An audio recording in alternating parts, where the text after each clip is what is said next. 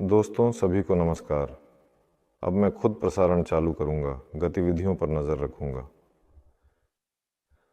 आज हमारे पास शुक्रवार है। प्रिय, कार्यालय में अब लगभग सुनसान है। सभी लोग पहले ही चले गए हैं, वे घर से ही काम कर रहे हैं।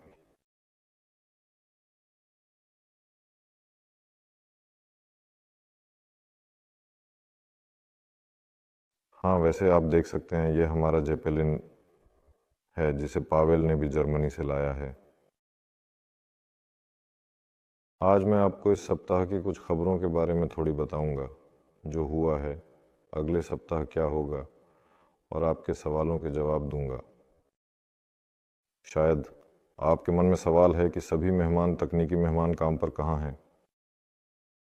हमारे पास सोमवार को वैज्ञानिक तकनीकी परिषद NTS होगी। सभी इसकी तैयारी कर रहे हैं। आज परियोजनाएं तैयार की गईं, कई दस्तावेज तैयार किए गए। सभी को सोमवार से पहले अवलोकन के लिए भेजा गया। सोमवार को एक बड़ा सम्मेलन होगा जिसमें 15 लोग शामिल होंगे।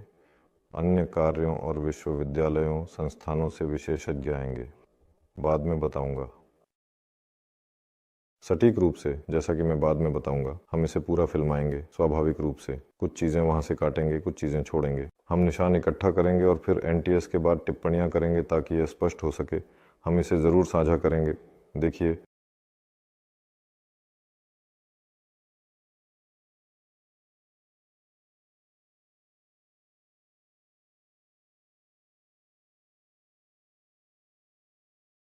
हाँ, शायद तुरंत सवाल लिखना शुरू कर सकते हैं। मैं देख रहा हूँ लोग थोड़े हैं। शुक्रवार की शाम को 19 से बजे। ये एक साधारण प्रयोग है। मुझे खुद को यह पसंद नहीं है। खैर, समाचारों के बारे में क्या। हम कार्यालय में बसने की कोशिश कर रहे हैं। पूर्ण डिजाइनरों से स्थान के लिए तकनीकी विशिष्टताएं, कार्यालयों के लिए तकनीकी विशिष्टताएं और उपकरणों के लिए तकनीकी विशिष्टताएं प्राप्त हुई हैं। उनका कार्यालय पहले से ही पूरी तरह से सुसज्जित है, लेकिन वे अभी भी घर से काम कर रहे हैं क्योंकि इंटरनेट में अभी भी कुछ छोटी समस्याएं हैं। समस्याएं, वह यहाँ अनुपस्थित है। हम अभी यहाँ हैं और मोबाइल इंटरनेट पर हैं। सोमवार को सामान्य इंटरनेट उपलब्ध होगा, और ये सब इसलिए था क्योंकि निर्माताओं को केवल इंटरनेट की आवश्यकता नहीं है, उन्हें सर्वर, कंप्यूटिंग स्टेशन और उनके कार्यस्थल भी चाहिए, जैसे और परियोजना की नींव रखी गई। खैर, इसे सामान्य रूप से विकसित करना आवश्यक था ताकि बाद में इसे न बदलना पड़े। आज सब कुछ मंजूर हो गया है। सोमवार से यह सब शुरू हो जाएगा। इस तरह हमारे पास इंटरनेट होगा। लोग घरों में थोड़ा और अधिक बैठने के लिए मजबूर नहीं होंगे। आज हमने इन सर्वरों पर चर्चा की कि वहाँ किस प्रकार की शक्तियाँ आवश्यक हैं, कौन सी गणनात्मक तकनीक चाहिए, क्योंकि गणितज्ञों के लिए एक प्रकार की तकनीक चाहिए और ग्राफिकल कार्यों के लिए दूसरी, और यह सब एक दूसरे के साथ समन्वयित होना चाहिए। वास्तव में मुझे यहाँ थोड़ी हैरानी हो रही है कि इतनी शक्तिशाली कंप्यूटिंग मशीन आएगी और इसका उपयोग न केवल जेपेलिन चालक करेंगे बल्कि कुछ बाहरी लोग भी करेंगे। पता चला कि कुछ इच्छुक लोग मिल गए हैं। तो जब IT वाले जानते थे कि हम यहाँ क्या करने वाले हैं, तो उन्होंने कहा, वाह शानदार, देखो, और वहाँ भी है। इसे लागू भी किया जा सकता है। कुल मिलाकर ये दिलचस्प है। तो हम अगले हफ्ते तक यहाँ IT का काम कर देंगे, सब कुछ उनके लिए ही तैयार कर देंगे। एक ऐसा सर्वर बनाना जो कि कंप्यूटिंग के लिए हो, मुझे लगता है कि इसमें लगभग कुछ महीने लगेंगे, क्योंकि जो तकनीकी कार्य विवरण उन्होंने जारी किया है उसे वर्तमान परिस्थितियों में प्रतिबंधों के साथ पूरा करना वास्तव में कठिन है। संक्षण वाले प्रोसेसर हैं, लेकिन IT वाले बोले, हम देख लेंगे, सब कुछ ढूंढ लेंगे। कुल मिलाकर चिंता मत करो, अच्छे लोग हैं। सॉफ्टवेयर के बारे में भी एक समस्या थी। वहाँ सॉफ्टवेयर वास्तव में बहुत अधिक है, मुझे नहीं पता। वहाँ 10-11 नाम हैं, 3 रूसी हैं, बाकी विदेशी हैं। लोग कहते हैं, ओह, सभी विदेशी पर प्रतिबंध हैं, और IT विशेषज्ञ कहते हैं, तो ये तो अच्छा है, हम उन्हें सभी हैक करना जानते हैं और कोई भी जांचने नहीं आएगा। तो हम बचत करेंगे। कुल मिलाकर इस सप्ताह स्ट्रेटोस्फेरिक उपकरणों पर काम में काफ़ी प्रगति हुई है। वहाँ 3 दिशाओं में एक साथ काम चल रहा है।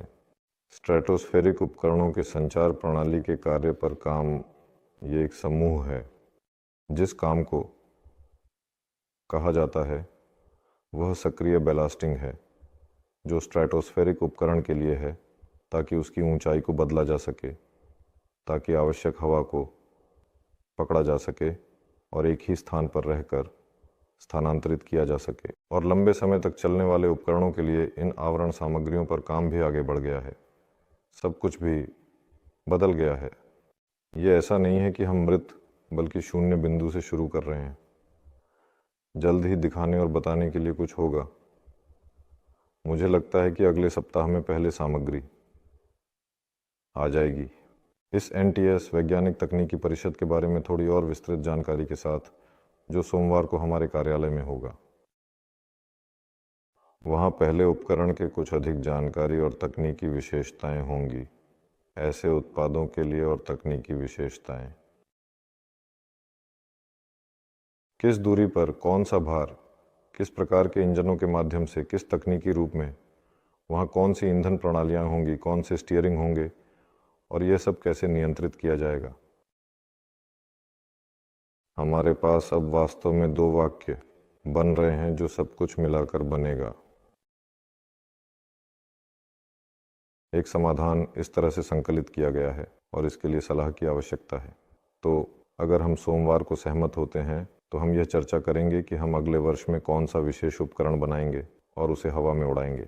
लेकिन अभी तक ये नहीं बदला है कि मैंने पहले कहा था, और ये नहीं बदलेगा। ये होगा इस आकार का कि ये विमानन हैंगर के मानक दरवाजे 12 मीटर पर 12 मीटर में से गुजर सके। यह निश्चित है कि यह 2 विकल्पों में होगा। वैकल्पिक रूप से पायलट किया जा सकता है और पूरी तरह से बिना पायलट के।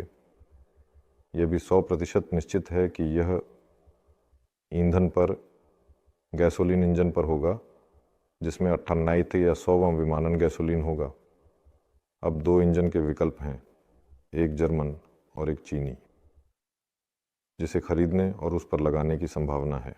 अगर यह वास्तव में जर्मन है तो वह खुद वास्तव में मार्चिंग इंजन के रूप में कार्य करेगा। इस प्रकार की संरचना में यह संभवतः वैकल्पिक रूप से पायलट नियंत्रित या यहाँ तक कि यात्री संस्करण होगा। अगर ये चीनी इंजन है तो ये अधिक रिवॉल्यूशन वाला होगा। ये जनरेटर के रूप में कार्य करेगा और फिर इलेक्ट्रिक मोटर्स पर ये एक ड्रोन होगा। हम 2 ऐसी योजनाओं पर काम करेंगे, लेकिन वे फिर से अभी तक प्रारंभिक हैं।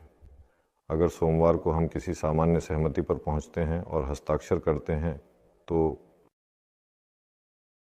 हम इन सभी प्रस्तुतियों को समायोजित करेंगे और दिखाने के लिए कुछ होगा जिसके बारे में बताने के लिए।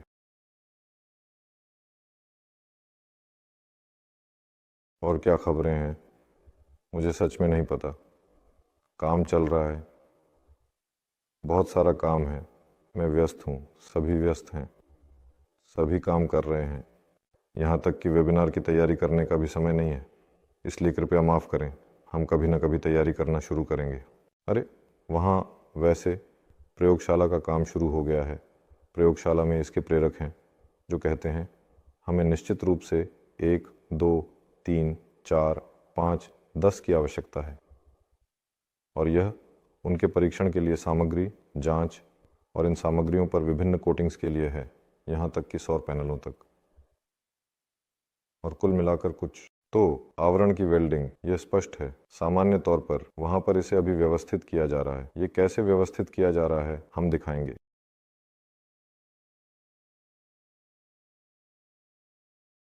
और क्या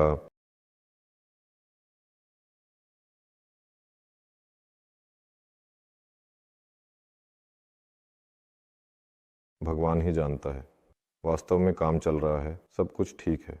मैं आपके विचारों को पढ़ रहा हूँ जो उड़ते हुए शहरों के बारे में है। ये बहुत अच्छा है कि लोगों की कल्पना एक नए स्तर पर पहुँच रही है और सबसे अधिक संभावना है कि हम वहाँ पहुँचेंगे हमारे साझा उज्जवल भविष्य में।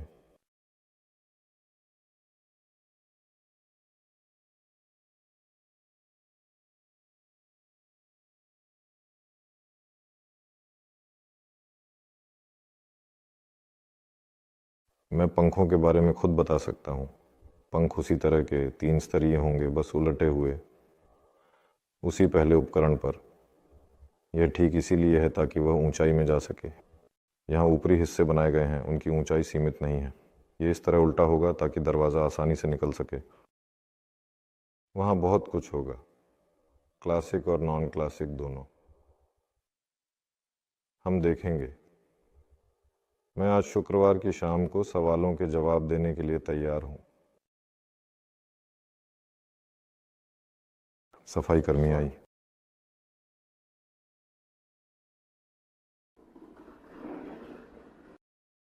अन्ना, नमस्ते। हम लाइव हैं। इस साल के अंत तक क्या दिखाने की योजना है? क्या आप कुछ विशेष की उम्मीद कर रहे हैं?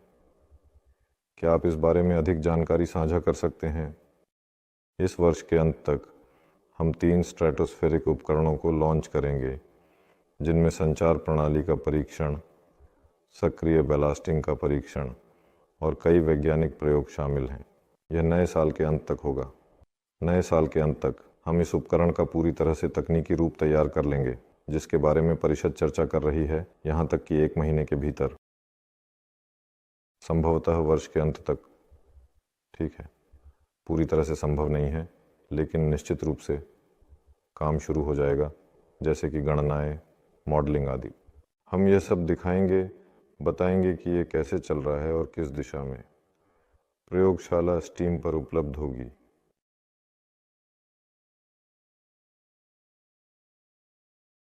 क्या हम जेपेलिन को लॉन्च करने में सफल होंगे? हम जेपेलिन को 1 साल के भीतर लॉन्च करेंगे, ठीक इसी क्षण से, गिरावट के करीब, उसके शुरू होने के समय। अगर हम शुरुआत में पतझड़ गर्मियों के अंत में लॉन्च करते हैं, तो हम सच में बहुत अच्छा तेज़ी से काम करेंगे और सब कुछ शानदार होगा। अगर हम इसे 1 साल में लॉन्च करते हैं, तो इसका मतलब है कि कुछ कठिनाइयाँ उत्पन्न हुई थीं, लेकिन निश्चित रूप से कोई कठिनाई नहीं होगी, क्योंकि जेपेलिन को अधिकतम संभव तरीके से, तेज़ी से और स्पष्ट रूप से तैयार किया गया है। कुल मिलाकर हमने पहले ड्रोन में कोई ऐसे सुपर नवाचार और नौ हाउ नहीं डाले, सिवाय नियंत्रण प्रणाली के, कि यह बिना पायलट का होगा और स्वचालित डॉकिंग प्रणाली के। इसका मतलब है कि लोगों की आवश्यकता नहीं होगी। जैसा कि अर्थशास्त्र दिखाता है, जेपेलिन द्वारा सेवा प्राप्त करने वाले लोगों की संख्या जितनी अधिक होगी, उसकी उड़ान, परिवहन, पार्किंग आदि की लागत उतनी ही अधिक होगी। इसलिए यह स्वचालित डॉकिंग, स्वचालित डिस्कनेक्टिंग और स्वचालित मार्ग पर अनुसरण है। ज़्यादातर ऑटोमेशन, ऑटो पायलट आदि पर काम किया जाएगा। नियंत्रण प्रणाली, लेकिन पहले उपकरण में कोई अनोखे इंजन या असामान्य तकनीकी रूप नहीं होंगे ही। यानी वास्तव में सचमुच पहला उपकरण 100% उड़ने योग्य और 100% विश्वसनीय होगा। और भी एकमात्र यह है कि यह एक प्रबंधन प्रणाली है, यानी यह नई होगी और ऐसी पहले कभी नहीं थी। ये पूरी संभावना है कि पहले उपकरण में उसी चीनी इंजन और इलेक्ट्रिक मोटरों के साथ हाइड्रोजन सेल में इंजन को बदलने का काम किया जा सकेगा। तब यह वास्तव में दुनिया का पहला 100% पारिस्थितिकीय हाइड्रोजन सेल जेपेलिन होगा। तो ये वास्तव में संभव है। हाँ, ये वास्तव में संभव है, और ये सबसे अधिक संभावना है किया जाएगा। 200 टन का जेपेलिन कब बनाने की योजना है? देखिए, हम इस उपकरण को 1 साल में बनाते हैं। 6 महीने ध्यान नहीं भटकाते डिज़ाइन करते हैं, दूसरे 6 महीने इकट्ठा करते हैं और लॉन्च करते हैं। यहाँ से हम इकट्ठा करना और शुरू करना शुरू करते हैं, और फिर डिज़ाइनरों की टीम मुक्त हो जाती है और डिज़ाइन करना शुरू करती है। और अगला उपकरण संभवतः 10 टन के करीब होगा, और हवा तब उठेगी जब इसे डिज़ाइन करना शुरू किया जाएगा। तो लगभग 2.5 साल में। इसके अलावा जब इसे डिज़ाइन करना शुरू किया जाएगा, तब अगले उपकरण की नींव 6 महीने से 1 साल के भीतर रखी जाएगी, शायद लगभग 40 टन के आसपास। तो मतलब 200 टन, और हवा उठेगी, अगर इन्हें अनुक्रमों के रूप में माना जाए, तो शायद 6 के आसपास। शायद थोड़ा और समय लगे, थोड़ा और प्रतीक्षा करनी पड़े। 200 टन ये वास्तव में एक गंभीर उपकरण है। हालांकि हम अभी एक किताब पढ़ रहे थे जिसका नाम है सैन्य जेपेलिन। वहाँ 1870 के किसी वर्ष में ब्राज़ीलियाई ने एक जेपेलिन बनाया, जो हमारे द्वारा अब बनाए जाने वाले आकार का था।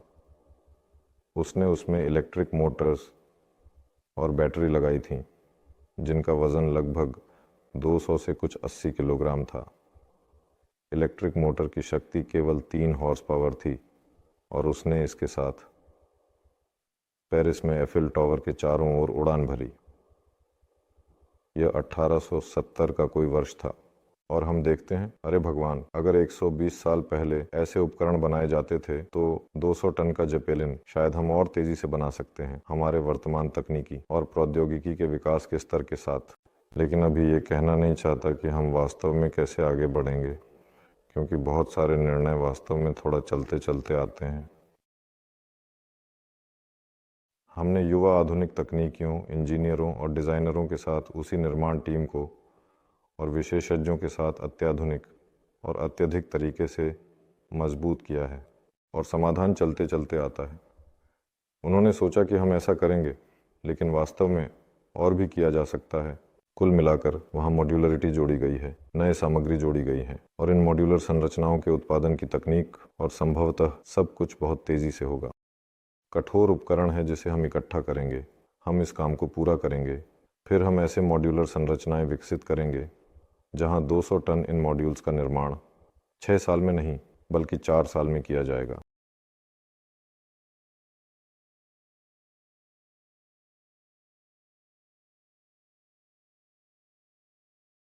बिना पायलट वाले विमानों के नियंत्रण कार्यक्रम के संबंध में ये कितना स्थिर है, एक डुप्लीकेशन प्रणाली होगी। बिल्कुल, कल हमारे पास एक आईटी विशेषज्ञ है जो सोलर में है, उसका नाम मेलेड है और वह ईरानी है। वह आर्टिफिशियल इंटेलिजेंस, बिग डेटा आदि पर काम कर रहा है।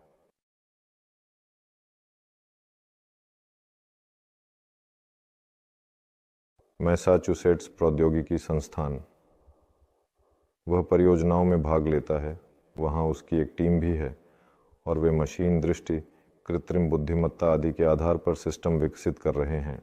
जब ड्रोन या हेलीकॉप्टर संपर्क खो देता है तो वह खुद को यह समझने में सक्षम होता है कि वह कहाँ है और उसे आगे कहाँ जाना है।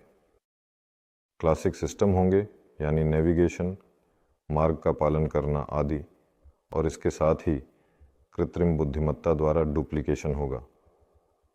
इसलिए अगर संपर्क टूट जाता है तो जेपेलिन के साथ कुछ नहीं होगा। हम इसे भी वैसे इसी पहले उपकरण पर लागू करेंगे। पहले उपकरण पर हम वास्तव में मस्तिष्क पर काम करेंगे, मस्तिष्क जेपेलिन के नियंत्रण प्रणाली पर, और फिर जेपेलिन का विस्तार होगा और कुल मिलाकर मस्तिष्क बस और अधिक बुद्धिमान होता जाएगा और होता जाएगा।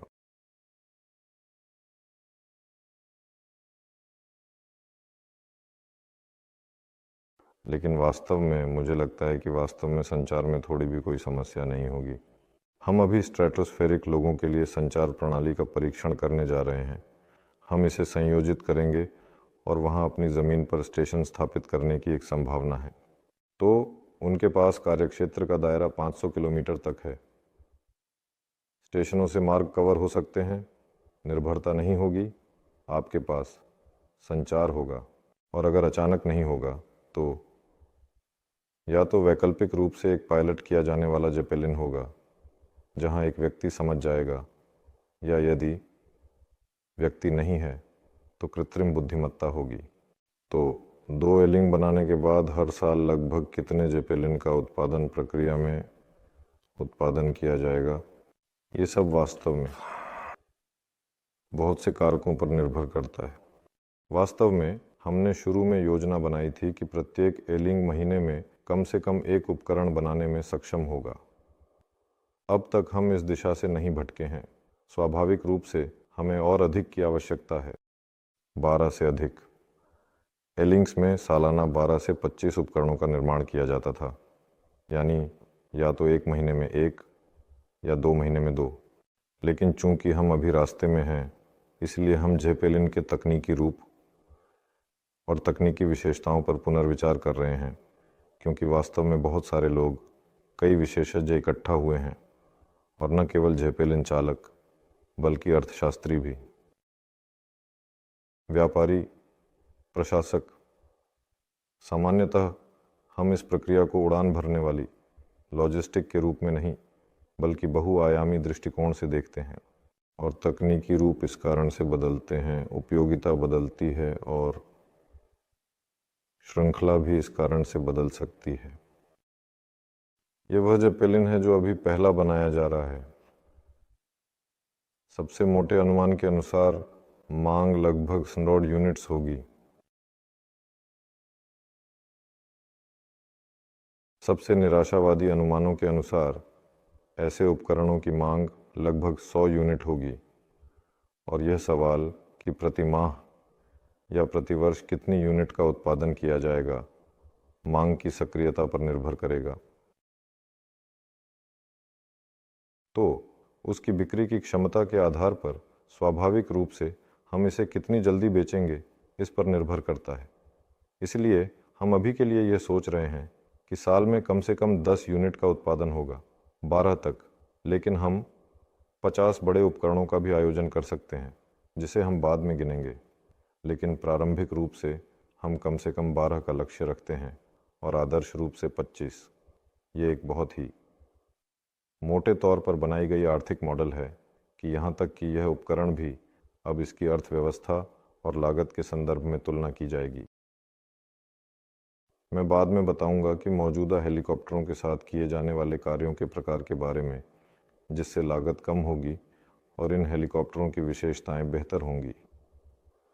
मुझे पता है कि उस क्षेत्र में जिसे हम देख रहे हैं वहाँ पहले से ही 1000 से अधिक हेलीकॉप्टर बेचे जा चुके हैं और सबसे मोटे अनुमान के अनुसार 100 ऐसे उपकरण निश्चित रूप से जाएंगे, न केवल इन हेलीकॉप्टरों के प्रतिस्थापन के रूप में बल्कि एक अजीब चीज़ के रूप में भी। लेकिन वास्तव में जेपेलिन एक ऐसी चीज़ है, खासकर अगर ये बिना पायलट के कार्यात्मक हो, तो ये खुद को बेच देगा और इसकी मांग और भी अधिक होगी।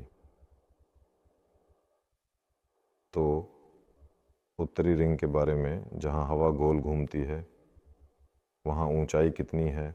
ऊंचाई लगभग 20 किलोमीटर के आसपास है, यानी ये 20 किलोमीटर से शुरू होती है और उससे ऊपर जाती है। मैं अभी सही से देख सकता था, लेकिन तब मैं आपका टिप्पणी नहीं देख पाऊंगा। देखें, चलिए मैं वेबसाइट भेजता हूँ। ये वेबसाइट सार्वजनिक रूप से उपलब्ध है। वहाँ एक पूर्वानुमानित वायु मॉडल है। आप ऊंचाई सेट कर सकते हैं, सीधे ग्रह को घुमा सकते हैं और देख सकते हैं कि कौन सी हवाएं कहाँ जा रही हैं, किस ऊंचाई पर। और यहाँ एक निश्चित ऊंचाई से लगभग 20 किलोमीटर से यह स्थिर वलयाकार धारा शुरू होती है। इसका व्यास बड़ा है। यह शायद कहीं से, अगर उत्तरी ध्रुव से देखें तो सेंट पीटर्सबर्ग तक निश्चित रूप से पहुंचता है। यहाँ आप देख सकते हैं, जैसे कि आप खुद ही गिन सकते हैं। आपको पता है इस परियोजना में मुख्य कौन है, बाप कौन है? बाथिया एक रूसी इंजीनियर और रूसी उत्पादन उद्यमी है। वास्तव में समूह वास्तव में बड़ा है। हम बस इसे थोड़ा व्यवस्थित कर रहे हैं और प्रतिभाएं चारों ओर हैं। और बाबा, मुझे लगता है वह खुद ही मिल जाएगा। अभी तो क्या कहूँ, अमेरिकियों के पास एक अच्छी मॉडल है और हम पहले इसे शायद ही अपनाते थे। हम रूस, CIS और अन्य देशों की बात कर रहे हैं। प्रबंधन मॉडल, व्यवसाय निर्माण मॉडल आदि। यह मैट, खैर उनके पास यह मैट्रिक्स है। यह परियोजना, यह सामान्य है। यह सोवियत संघ से शुरू हुआ। रूस ने इसे अपनाया। एक प्रमुख के तहत 3 उप प्रमुख होते हैं। प्रत्येक उप प्रमुख के तहत 3 उप प्रमुख होते हैं। और अगर तुम किसी व्यक्ति के ऊपर खड़े हो तो तुम उसे बताते हो कि क्या करना है। तुम समझदार हो, जबकि वह ऐसा नहीं है। हमारे यहाँ ये थोड़ा उल्टा माना जाता है। विशेषज्ञ वास्तव में कहता है वह वास्तव में बुद्धिमान है और तुम बस वही काम बांट रहे हो। और जबकि परियोजना में सबसे बुद्धिमान, जैसे कि स्वाभाविक रूप से विशेषज्ञ वास्तव में है, वहाँ कोई भी आगे नहीं बढ़ता, बैटिक नहीं घुसता। इसलिए बैटिक वास्तव में एक रूसी निर्माता है। आपके जेपेलिनामी और हेलीकॉप्टर प्रतिस्पर्धियों के बीच गति और भार वहन करने की क्षमता में क्या अंतर है? भार वहन करने की क्षमता लगभग समान है। जेपेलिन की क्षमता तो थोड़ी अधिक है। जेपेलिन की गति थोड़ी कम है। वहाँ अंतर है। मैं अभी ठीक से नहीं कह सकता ताकि झूठ ना बोलूं। चलो हम इस NATS को पूरा करते हैं। हम निश्चित रूप से इसके सभी तकनीकी विशेषताओं को मंजूरी देंगे। मैं तब सभी मिलान भेज दूंगा लेकिन यह बहुत दूर उड़ता है, 2-3 गुना अधिक सुरक्षित और आर्थिक है, और इसकी कीमत भी कम है।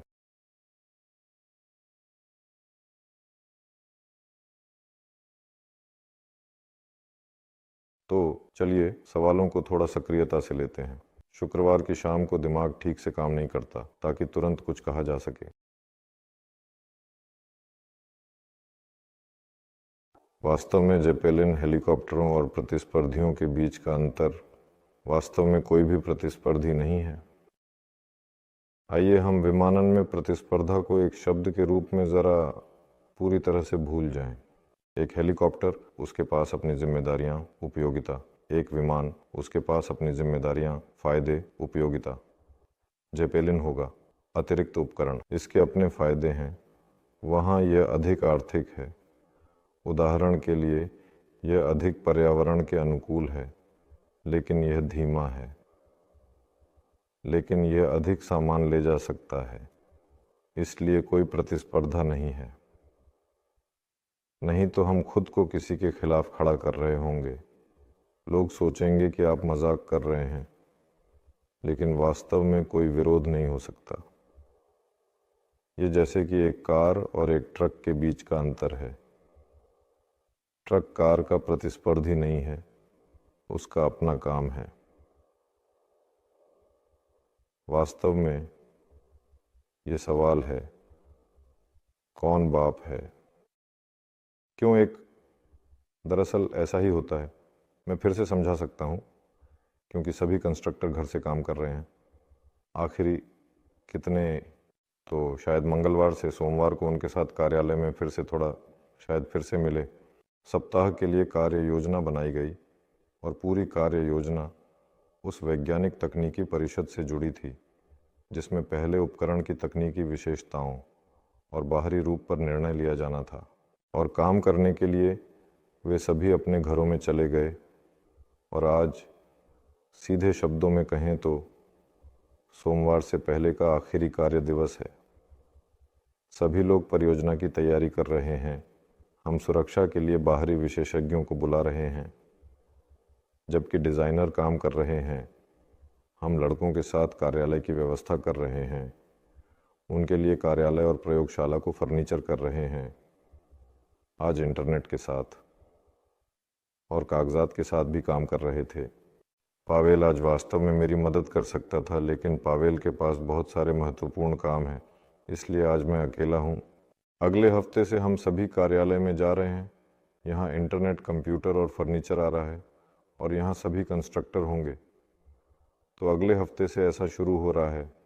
हम मंगलवार को भी अपने इंजीनियरों और उत्पादन कर्मचारियों को बुला सकेंगे वेबिनार में कुछ दिलचस्प बातें पूछने के लिए, और शुक्रवार को भी। हालांकि वे शुक्रवार के वेबिनार को गुरुवार पर स्थानांतरित करना चाहते हैं, क्योंकि शुक्रवार को शाम 7 बजे का यह प्रयास कुछ खास नहीं है। वैसे बताइए, यह कितना खास नहीं है? मेरे ख्याल से लोग शाम 7:30 बजे घूमते हैं, हालांकि आज बारिश हो रही है। तो हाँ, अगले हफ्ते से डिज़ाइनर कार्यालय में आ रहे हैं। यहाँ से काम करने की संभावना बन रही है। वास्तव में यहाँ इंटरनेट के साथ काम करना पूरे हफ्ते बहुत मुश्किल था।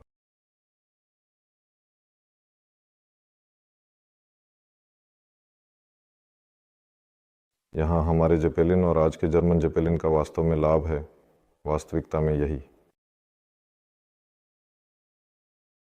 यह जेपेलिन जो गिंडेनबर्ग में है, यहाँ बस ऐसा लिखा गया है। आज का जेपेलिन वास्तव में फ्रेडरिशहाफेन में है। जेपेलिन के लिए एक विशेष मशीन है जो मस्तूल से आकर इसे पकड़ती है। लोग सचमुच एक रस्सी से इसे जोड़ते हैं।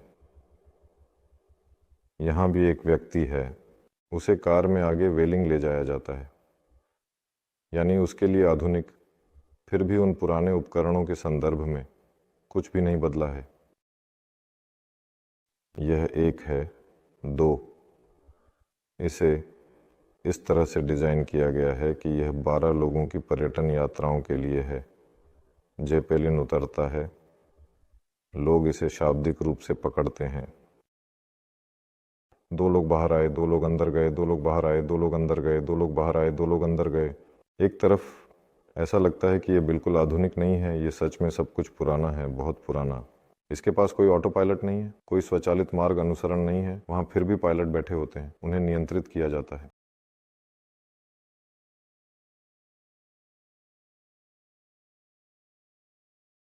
देखते हैं। अभी हम इस परिषद में तकनीकी विशेषताओं को मंजूरी देंगे। ये थोड़ा बड़ा है, हमारा थोड़ा छोटा होगा, लेकिन हमारा आधुनिक होगा। अगर वहाँ की लोड क्षमता की तुलना करें तो यह निश्चित रूप से बेहतर है। लेकिन हमारा अगला जेपेलिन शायद इससे कहीं बड़ा, तेज़ और स्मार्ट होगा। अगर जर्मन अचानक कुछ करने का फैसला करते हैं तो कुछ की तुलना करने का मतलब होगा, अन्यथा ये बस पुराने जेपेलिन का एक आधुनिक प्रोटोटाइप है।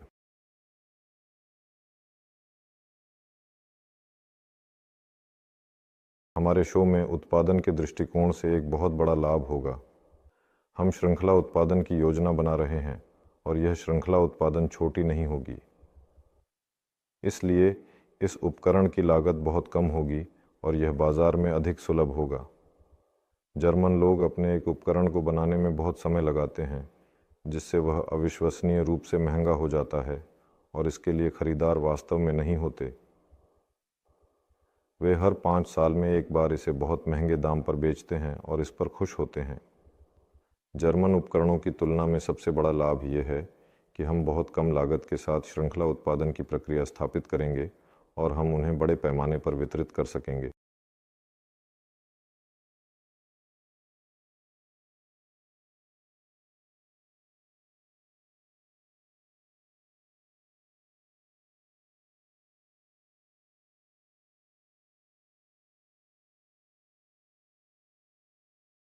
आइए और सवाल पूछें।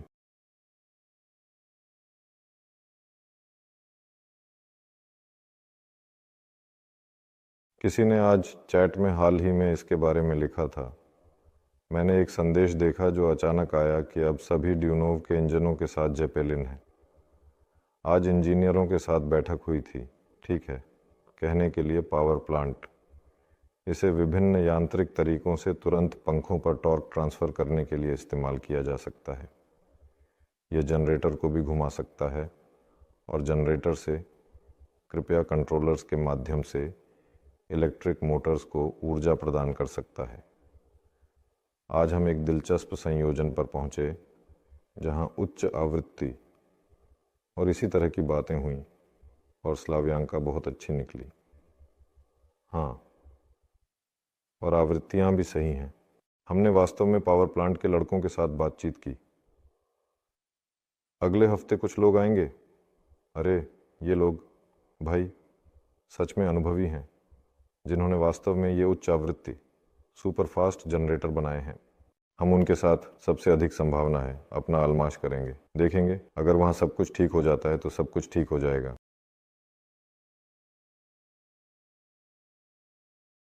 हमने ज़मीन के बारे में अभी तक कोई निर्णय नहीं लिया है और हमने तय किया है कि पहले उपकरण का आकार इस तरह से चुना जाएगा कि इसके लिए कोई एलिंग बनाने की आवश्यकता न पड़े। इससे हमें समय और पैसे दोनों की बचत होगी।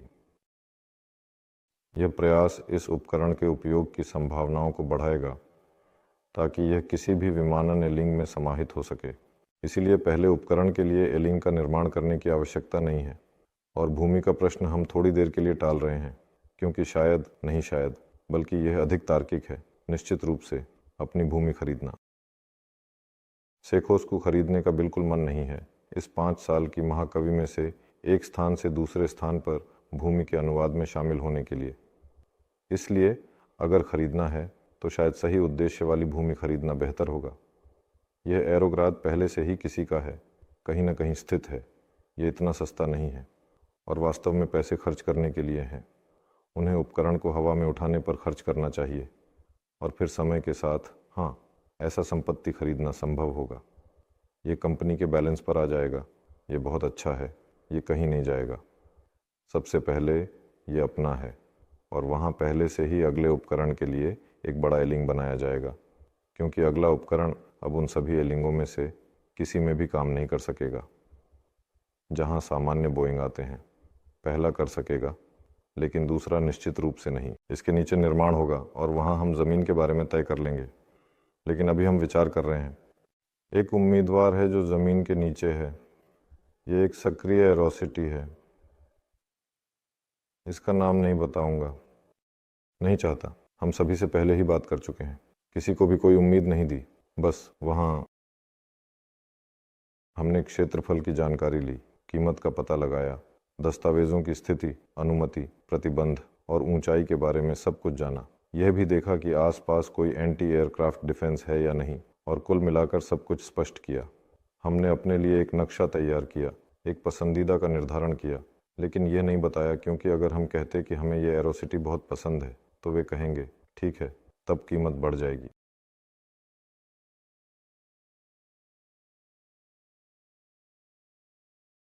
तो शायद थोड़ी देर बाद, लगभग 6 महीने में, जब हम इस दूसरे बड़े उपकरण का तकनीकी रूप तैयार करना शुरू करेंगे, हम कम से कम इसके आकार, इसकी श्रृंखला और इसके उपयोगिता को समझेंगे, और फिर उसी के आधार पर हम भूमि का चयन करेंगे। लेकिन संभावना है कि यह वही भूमि होगी जिसे हमने चुना है, क्योंकि कुछ निश्चित नियम हैं जिन्हें इन उपकरणों को लाइसेंस देने के लिए पालन करना आवश्यक है। ये नियम है कि पास में एक प्रयोगात्मक आधिकारिक सरकारी उड़ान क्षेत्र होना चाहिए, जैसे आसपास। तो अगर आप यांडेक्स खोलते हैं तो संभावना है कि आप निकटतम एरोग्राड पाएंगे, क्योंकि हमारे पास ऐसे क्षेत्रों की संख्या उंगलियों पर गिनने लायक है। इस प्रकार एवरेस्ट की ढलानों पर पर्वतारोहियों द्वारा छोड़ा गया कचरे की एक बड़ी मात्रा जमा हो गई है। क्या जेपेलिन इस कार्य को पूरा कर सकेगा?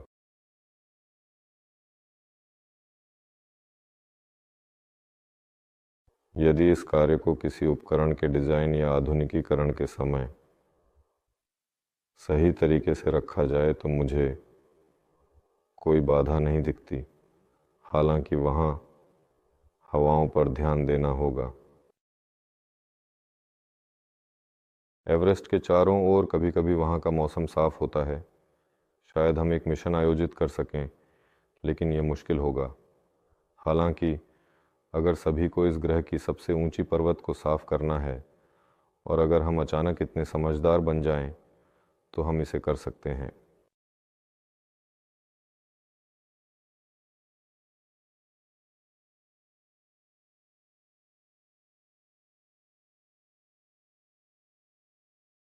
एक प्रयोग यह तुलना करने के लिए कि हवा में ड्रोन या जेपेलिन में से कौन अधिक स्थिरता से व्यवहार करता है।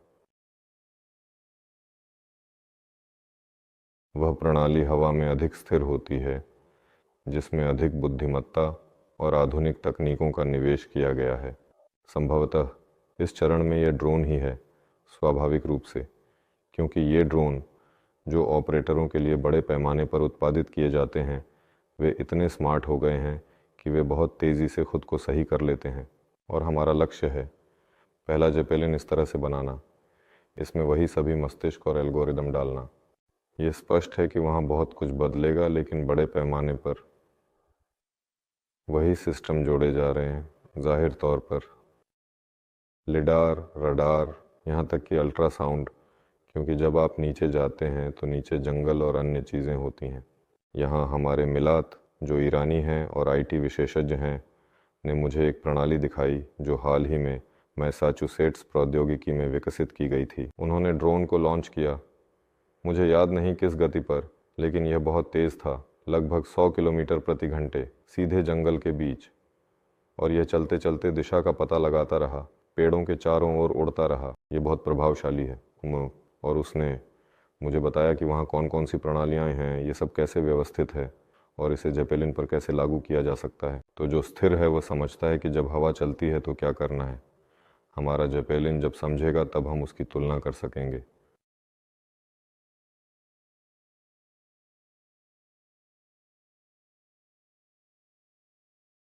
क्या हैंगर और एलिंग के निर्माण की तकनीकें वास्तव में अलग हैं? क्या कोई मौलिक अंतर है? कुछ मूल विचार में अंतर है। यदि गोदी को एक निश्चित प्रकार के जेपेलिन के निर्माण के लिए योजना बनाई गई है, तो इसका मतलब है कि गोदी को विशेष रूप से सुसज्जित किया जाएगा। ये कुछ विशेष उपकरण हैं जिन पर यह जेपेलिन मूल रूप से इकट्ठा किया जाता है, फिर यह इसे हैंगर से बाहर निकालता है। यह विशेष क्रोन बल्कि है और यह एक हैंगर है। यह अफ्रीका में भी हैंगर है। इसे किस लिए उपयोग करना है? ये बस फर्श और दीवारें हैं जिन्हें आप एलिंग कह सकते हैं। ये फर्श और दीवारें हैं, लेकिन फिर भी इसकी आंतरिक सुविधाएं, इसकी यांत्रिकी, ये सब एक निश्चित उपकरण के लिए है और इसी कारण से यह अलग है। और निर्माण की तकनीक तो बिल्कुल भी नहीं है, बस आंतरिक सुविधाएं हैं। हाँ, एलिंग बहुत बड़े हैं और स्टेडियम भी बहुत बड़े हैं। प्लस माइनस मुझे लगता है कि निर्माण की तकनीक स्टेडियमों के लिए होगी, स्टेडियम और हैंगर के बीच, और आंतरिक उपकरण पहले से ही एक कारखाने की तरह होगा।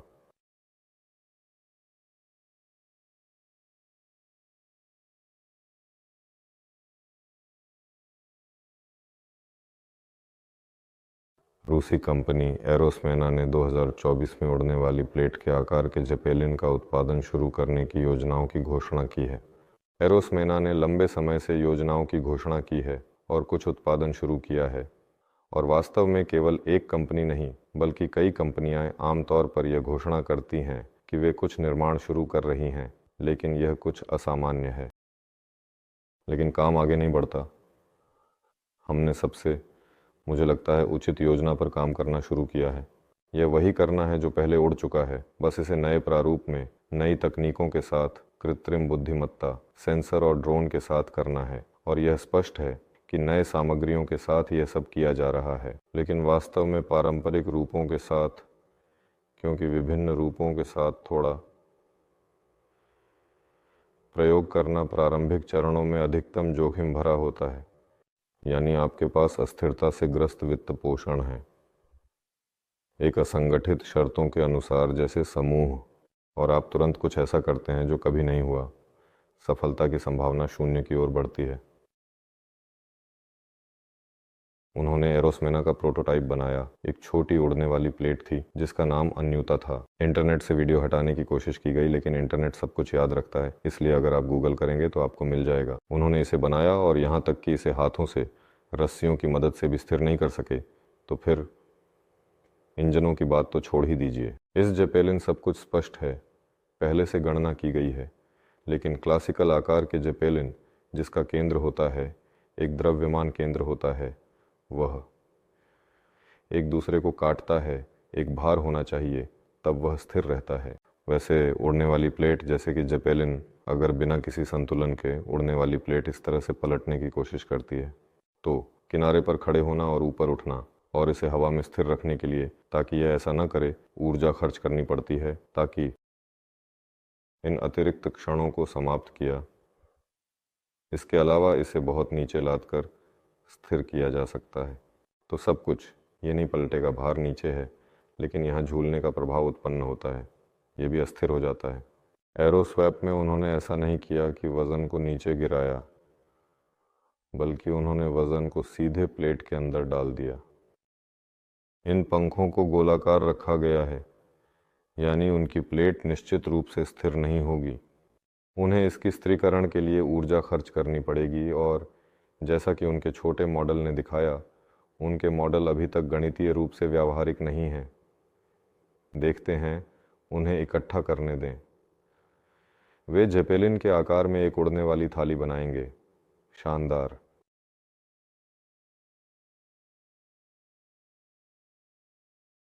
सभी इन उड़ने वाली प्लेटों को बनाने की कोशिश कर रहे हैं, क्योंकि जेपेलिन का आकार लंबा, बड़ा और भारी लगता है। सभी इसे कॉम्पैक्ट और अधिक चिकना बनाने की कोशिश कर रहे हैं। छोटी और सुखद दिखती है, लेकिन यह आत्म प्रयास गलत दिशा में है। तुम इसे कम स्थिर बनाते हो, लेकिन देखने में अधिक आकर्षक। यह निश्चित रूप से शानदार है। 5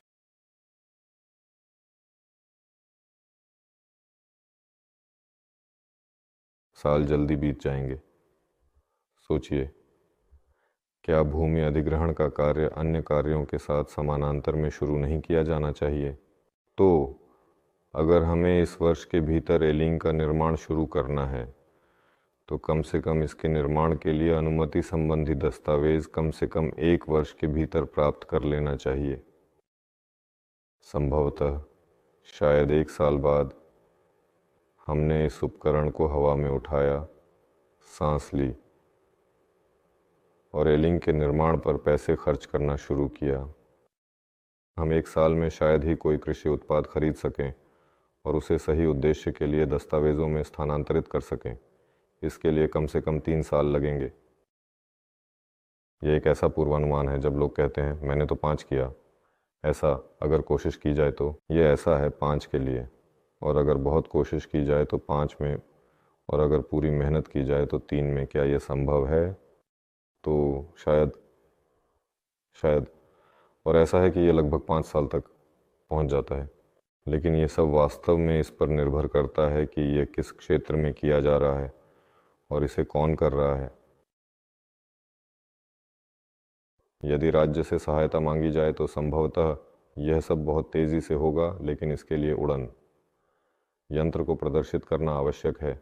और इसलिए मैं वास्तव में कुछ ऐसा खरीदना चाहता हूं जो पहले से तैयार हो, ताकि दस्तावेज़ों के साथ झंझट न करना पड़े, बल्कि दस्तावेज़ों के साथ झंझट करना पड़े निर्माण के लिए, क्योंकि वहां भी इसे सभी को मंजूरी देना होगा। वाह, और अगर ज़मीन जुड़ जाए तो देखते हैं। इसलिए हमने थोड़ा सा सवाल टाल दिया। हमारे पास एक छोटी सी डेल्टा है, इस सवाल को सुलझाना है।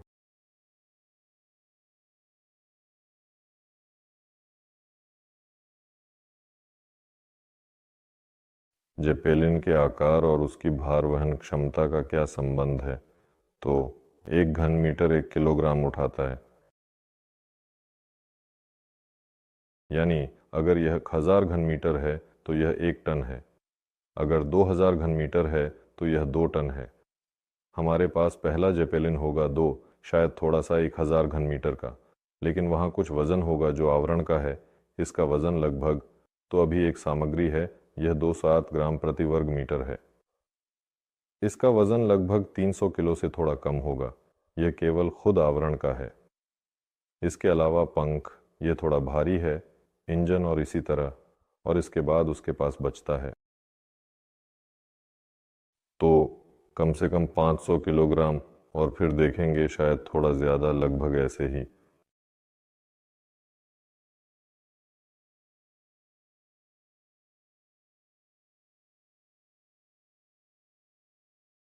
क्या उल्टे जेपेलिन के विकल्पों पर विचार किया गया है, ताकि बैलून नीचे या किनारों पर हों और गोंडोला खुला हो? गोंडोले बीच में थीं और बैलून दोनों तरफ थे। फिर से इस चीज़ का पलटना चाहने की इच्छा प्रकट होती है। ऊपर नीचे, अगर ये बीच में है तो यहाँ पार्श्विक हवाएं हैं, यानी बहुत तेज है हाइब्रिड रूप, लेकिन वे अधिकतर उच्च गति वाले ऊंचाई वाले जेपेलिन से संबंधित हैं।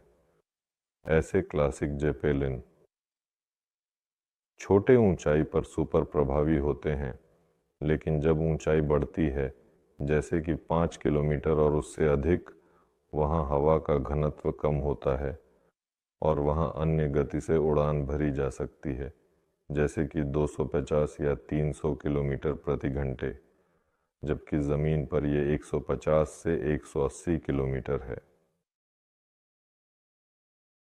बड़ा आकार है ताकि मोटरें अधिक शक्तिशाली हों। आमतौर पर गति आकार के साथ बढ़ती है, ऊर्जा क्षमता बढ़ती है, यह खुद को ताकत से धकेल सकता है। फ्रंट प्रतिरोध उसकी उठाने की शक्ति घन में नहीं बढ़ता, बल्कि वर्ग में बढ़ता है। तो ऊंचाई वाले जेपेलिन का बाहरी रूप बदलता है। वे अधिकतर विमान के समान हो जाते हैं और उनके रूप पहले से ही तैयार हैं, वे मौजूद हैं, लेकिन हम उन्हें अभी नहीं दिखा रहे हैं, क्योंकि वास्तव में उनकी संख्या बहुत अधिक है।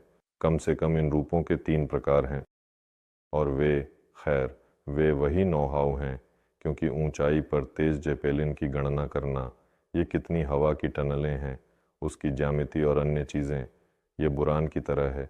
एक दूसरे को देख रहे थे, रॉसकॉस्मोस। खैर, सोवियत अंतरिक्ष ने अमेरिकियों को देखा, फिर अमेरिकियों ने हमारे सोवियत लापोट को भी देखा। अब वह इसे बना रहा है, जबकि हमारे यहाँ यह नहीं बन रहा है, यानी बाहरी रूप बहुत ही गुप्त चीज़ है, क्योंकि उसकी वायुगतिकी की गणना करना, और वे हैं, और वे अन्य होंगे। क्या वहाँ खुले गोंडोला होंगे? क्या वे गुब्बारे से जुड़े नहीं हैं? शायद होंगे।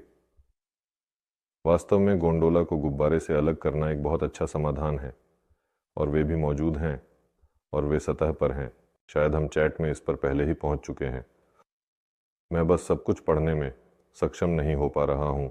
ये अच्छा होगा अगर गोंडोला के यहाँ 4 पंखे होते, और अगर बैलून के साथ कुछ हो जाए तो वह क्वाडकॉप्टर मोड में एक तरफ से नीचे आ सकता है, और अगर इसे जेपेलिन के शरीर से थोड़ा नीचे खींचा जाए तो वायुगतिकी में सुधार होता है। इसे अलग से लटकाया जा सकता है और तब वायुगतिकीय गुणों में सुधार होता है।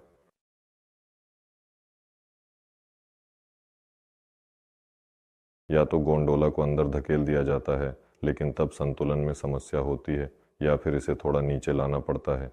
नीचे लाना अधिक तार्किक विकल्प है, लेकिन 2 बैलून को इस तरह मिलाना, 2 बैलून को इस तरह मिलाना शायद। अब हम एक शक्तिशाली कंप्यूटर के साथ सभी आकारों की गणना करेंगे। मैं खुद यहाँ बैठा हूँ और उस क्षण का इंतज़ार नहीं कर सकता, क्योंकि यह स्पष्ट है कि पारंपरिक आकारों का परीक्षण किया जाता है। यहाँ कुछ छोटे कोणों की गणना की जाती है और इसी तरह, लेकिन यह सब एक निश्चित ऊंचाई के लिए किसी महत्वपूर्ण आकार और गति के लिए है। यानी जब आप तकनीकी विशेषताओं में गति को बदलते हैं तो मॉडल थोड़ा बदल जाता है। इसका मतलब है कि इस आकार के साथ बहुत कुछ है। स्पष्ट है कि हम सब कुछ परीक्षण करना चाहते हैं, और ऐसे आकारों का भी। जैसे ही अब एक शक्तिशाली मशीन आएगी, हम सब कुछ परीक्षण करेंगे और देखेंगे कि यह केवल शब्दों में नहीं है, बल्कि मॉडल में है। देखिए, शायद हम कुछ दिलचस्प खोजेंगे। अभी मुख्यतः केवल जेपेलिन पायलटों के प्रशिक्षण के लिए ही रिक्तियाँ हैं। सब वैसे आज किसी के बारे में चर्चा हो रही थी। वास्तव में सभी मुख्य भूमिकाएं या कहें कि कार्य पहले से ही हैं। लोग पहले से ही तैयार हैं, समझौते किए गए हैं। वहाँ कुछ लोग व्यवस्थित हो जाएंगे, कुछ समय के साथ वहाँ व्यवस्थित हो जाएंगे, जबकि कुछ लोग आउटसोर्स पर हैं, जो कि इस देश में नहीं हैं, लेकिन हमारे मुख्य कार्यालय या मुख्य डिजाइन केंद्र की मुख्य कार्यक्षमताएं जैसे कि पहले से ही पूरी हो चुकी हैं। कुछ भी, लेकिन उदाहरण के लिए जैसे कि ठेके पर काम के लिए कुछ और संभावित नौकरियां अधिक होंगी, क्योंकि मुख्य कलाकार स्पष्ट हैं, एक के लिए हैं, दूसरे के लिए। हम बताएंगे कि कौन क्या कर रहा है। हम वहाँ उनके पास कैमरों के साथ दौड़ेंगे, सब कुछ फिल्माएंगे, देखेंगे। अभी इसके बारे में बात करना जल्दी है। कोई था, याद नहीं कौन। ऑफिस में सिस्टम एडमिनिस्ट्रेटर की ज़रूरत है। एक दूरस्थ कर्मचारी है। दूरस्थ कार्य में सब कुछ होगा। हाथों से कुछ करने के लिए हम तलाश कर रहे हैं। हम एक सचिव की तलाश कर रहे हैं।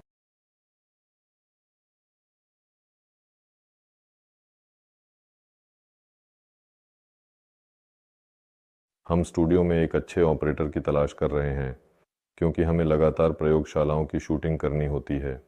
सोलारोव्स्की ऑपरेटर सभी काम में व्यस्त हैं, इसलिए हम यहाँ स्थानीय लोगों की तलाश कर रहे हैं। लेकिन अगर इंजीनियरिंग और डिज़ाइन से संबंधित चीज़ों में रुचि है, तो मुझे लगता है कि नए साल तक शायद कुछ नहीं आएगा।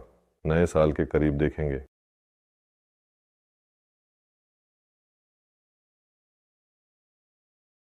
क्या आपने कभी लियोनोव के एंटी ग्रेविटी इंजन के बारे में सुना है? सुना है। यह कि इसका परीक्षण ज़मीन पर भी किया गया था, और किसी तरह वह वहाँ यह भी तय कर पाया कि इसे किसी रॉकेट पर वजनहीनता में भेजा गया। मुझे याद नहीं। जो उसने वहाँ खुद को नहीं दिखाया वह ज़मीन पर बिल्कुल भी काम नहीं आया। यहाँ खैर, ये सब प्रतिक्रिया बल का समर्थन है। यानी जब तक कोई समर्थन है तब तक कोई भी तंत्र घूमता है, उसे किसी चीज़ से टकराना होता है, और ये मुख्य बल हैं, ये समर्थन की प्रतिक्रिया है। यहाँ तक कि वही घर्षण जो दबाव में होता है पहियों में, ये भी समर्थन की प्रतिक्रिया है, इसलिए यह चलता है। अंतरिक्ष में उसने खुद को किसी तरह से नहीं दिखाया, इसलिए उसे कारखाने से निकाल दिया गया। लेकिन लोग लगातार उसी संस्थानों, उसी मंत्रालयों में बदलते रहते हैं। और उसी पुरानी धुन पर फिर से उन्हीं कार्यालयों में दौड़ लगाई जा सकती है। क्या जेपेलिन के आवरण के अंदर कोई उपकरण रखना संभव है? कठोर प्रकार के जेपेलिन के आवरण के अंदर केबिन रखना भी अनुमति है, और वहाँ घूमना फिरना, इन फुलाए हुए थैलों को देखना कि वे वहाँ कैसे महसूस करते हैं भी संभव है। नहीं, वास्तव में कुछ दृश्य होंगे, बस अभी मैंने थोड़ा और सोचा और थोड़ा विचार किया और आश्चर्यचकित हो गया। वहाँ बहुत सारे विभिन्न उपकरण रखे जाएंगे, जैसे कि वायु गैस प्रणाली VGS, वहाँ बहुत सारी हैं। उपकरणों की सूची में और भी अन्य उपकरण शामिल होंगे जिनका उपयोग विभिन्न कार्यों के लिए किया जाएगा। विभिन्न बैग जिन्हें वहाँ हवा से भरा जाता है, हीलियम के बैग को दबाते हैं ताकि वह नीचे जा सके और आर्किमिडीज की शक्ति को थोड़ा नियंत्रित किया जा सके।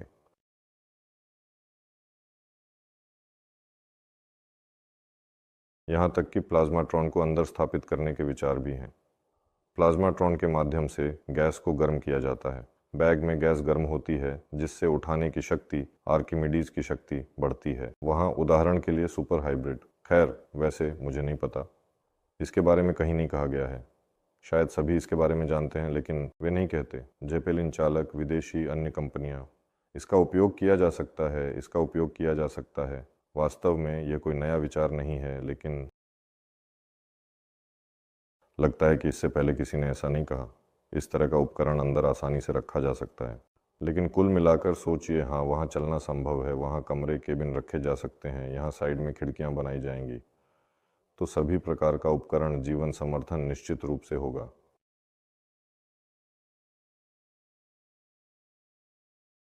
यदि आंतरिक मात्रा को संतरे के प्रकार के अनुसार विभाजित किया जाए तो यह सुरक्षा के दृष्टिकोण से महत्वपूर्ण है, क्योंकि विभिन्न प्रकार के संतरे अलग अलग गुणधर्म रखते हैं।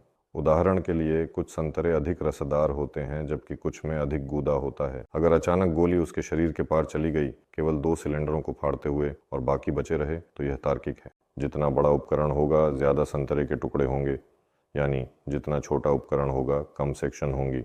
जितना बड़ा उपकरण होगा, ज़्यादा सेक्शन होंगी। क्या इसे सीधे संतरे के नीचे बनाना चाहिए? देखते हैं।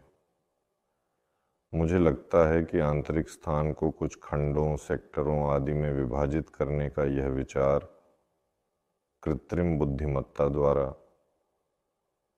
पूरी तरह से गणना किया जा सकता है। हम उसे एक ऐसा काम देंगे, देखेंगे कि वह क्या बनाएगा। वह एक संतरा बनाएगा, कहें तो प्रकृति सही थी। और मेरे मन में एक चित्र है, जैसे कि सुरक्षा के लिए आंतरिक स्थान का आदर्श विभाजन। जो गैस के नीचे है, यह अनार की तरह है। अनार तो पहले संतरे की तरह विभाजित होता है और फिर उसके अंदर की ये छोटी छोटी बीजें अलग होती हैं। यानी अगर कोई गोली मान लीजिए कि गुजरती है, तो वह केवल अपनी पथ पर उठाने वाले गैस को बाहर निकालती है और उसके साइड में कुछ भी नहीं टूटता। लेकिन यहाँ यह समझना आवश्यक है कि सभी आवरणों की मोटाई एकत्रित होती है, एकत्रित होती है, एकत्रित होती है। वहाँ उपकरणों का वजन लगातार बढ़ता जा रहा है। लेकिन उदाहरण के लिए, सुरक्षा के दृष्टिकोण से कुछ विशेष उपकरणों के लिए, जिसे हम हाइपरसेक्शनलिटी कह सकते हैं, शायद तब लागू किया जाएगा जब यह महत्वपूर्ण न हो कि अधिकतम वजन कितना है, बल्कि यह कि इसे कुछ विशेष परिस्थितियों में अधिकतम सुरक्षित रूप से कैसे पहुंचाया जाए।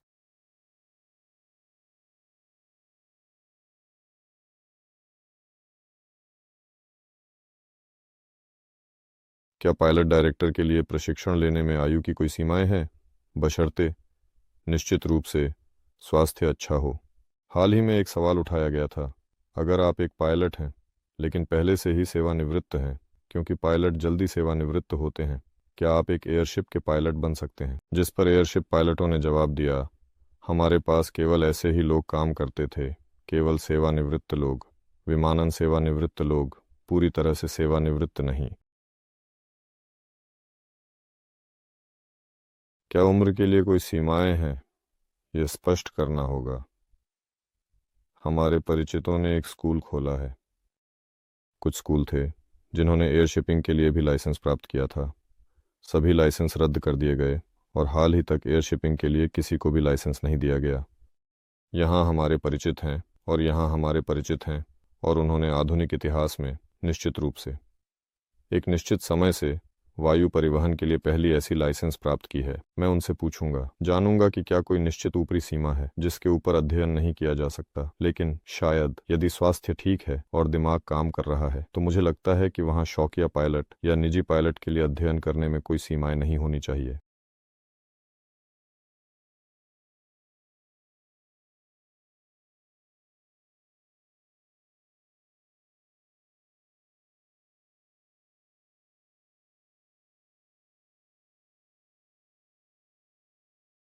तो कुल मिलाकर सवालों की बात करें। सवाल पूछने के लिए धन्यवाद। उन पर जवाब देना बहुत आसान है, लेकिन अपने दिमाग से कुछ निकालना तो बिल्कुल भी ताकत नहीं है। मैं YouTube पर जाऊंगा, देखूंगा कि वहाँ सवालों के साथ क्या हो रहा है। ये मैंने अभी वी कॉन्टैक्ट पर पढ़ा। तो दोस्तों, अगर आप YouTube देख रहे हैं तो बेहतर है कि आप वी कॉन्टैक्ट पर स्विच करें और वहाँ सवाल पूछें। वहाँ मेरे लिए ये करना आसान है।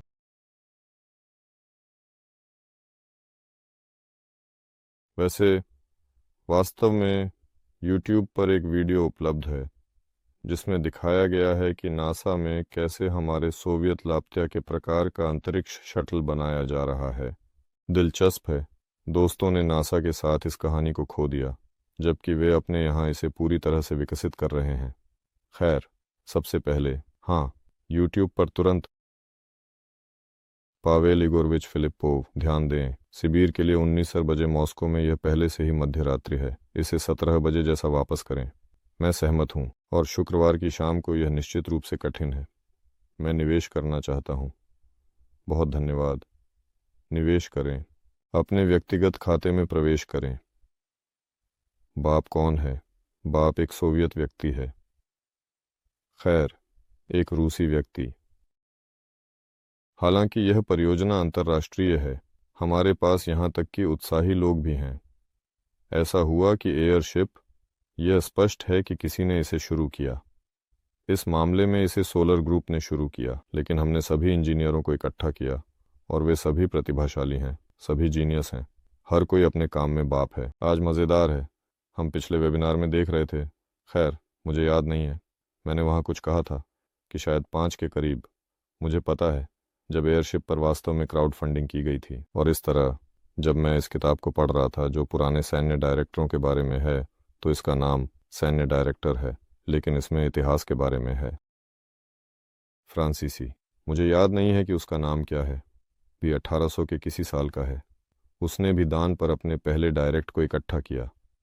कुछ ऐसा ही, किसी ने इसे शुरू किया और सभी को यह पसंद है, सभी इसे चाहते हैं। किसी कारणवश पिछले 100 वर्षों से ऐसे ही विचारों का माहौल है। शुभ संध्या। क्या अरबों को वादा किया गया था कि वे पहले होंगे? नहीं, अरब पहले होने के लिए बहुत भुगतान करने के लिए तैयार हैं, लेकिन हमने अभी तक किसी को कुछ नहीं वादा किया है।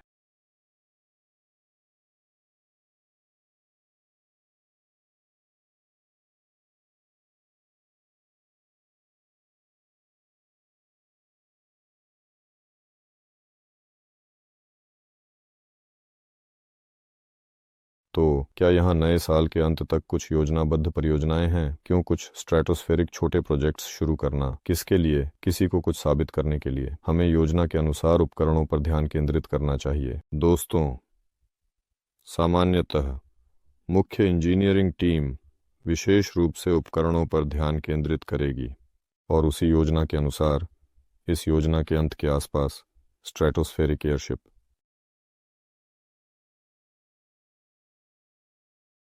छोटे कार्यों को ठेकेदारों की मदद से करना, अपने कार्य बल से न्यूनतम विशेषज्ञों को शामिल करते हुए, और शायद हमें बिल्कुल भी नहीं। वे हमें कहेंगे, यह रहा आपके लिए उपकरण का तकनीकी कार्य, या कहने के लिए उन्होंने पहले ही कह दिया है, जैसे सीखो, निगरानी करो। हमें एक दूसरा तीसरा चौथा चाहिए। संचार सामग्री वेल्डिंग। कुल मिलाकर जाइए, अध्ययन कीजिए। यहाँ आपके लिए तकनीकी कार्य है, इसलिए यह प्रमाण के लिए नहीं है। यह सब एक दिशा में जा रहा है।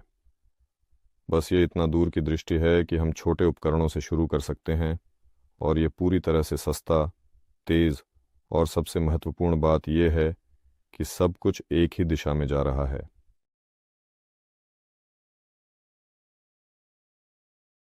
एक ही दिशा में नहीं, बल्कि एक बड़ी सामान्य लक्ष्य की ओर।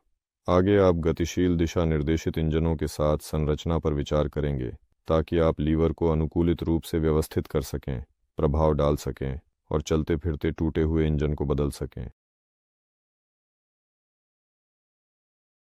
हम पहले से ही विचार कर रहे हैं और इसे लागू करने के लिए कई अवधारणाएं हैं जो कि अच्छी होंगी, और वे सभी संभावित बाहरी रूपों से संबंधित हैं जिन्हें बेहतर है कि न खोला जाए। लेकिन शरीर के चारों ओर चलने वाले इंजन वे वास्तव में स्वाभाविक रूप से संभव हैं। हम इस पर कुछ अधिक विचार कर रहे हैं, जैसे कि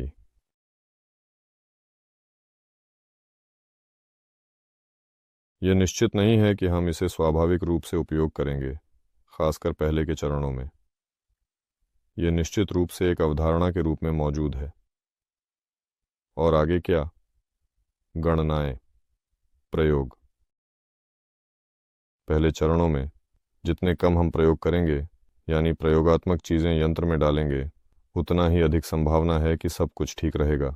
यह एक है। जैसे जैसे विमानन में नए समाधान आते हैं, उन्हें हवा में उठाना, उनके लिए प्रमाण पत्र लेना और इसी तरह की प्रक्रियाएं करना सामान्यतः अधिक कठिन हो जाता है। पहले उपकरण में कुछ समाधान प्रमाणित किए जाएंगे, यानी आप एक विमानन बोल्ट ले सकते हैं, और जब उपकरण की सामग्री पर विचार किया जाएगा तो कहा जाएगा कि यह एक विमानन बोल्ट है। वे कहते हैं, ठीक है, क्या तुम उसी तरह की एक बोल्ट खुद बना सकते हो, बस दूसरे सामग्री से, उदाहरण के लिए? और मुझे कहा जाएगा, क्या वह बिल्कुल एक जैसा है? वे कहेंगे, नहीं।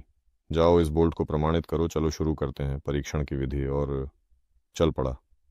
और मैं इसी तरह बोल्ट के बारे में। पहले छोटे उपकरण में पहले से ही ऐसी प्रणालियां होंगी जिन्हें स्वायत्त रूप से प्रमाणित करना होगा, तो ताकि वे वहां विमानन इतिहास में शामिल हो सकें।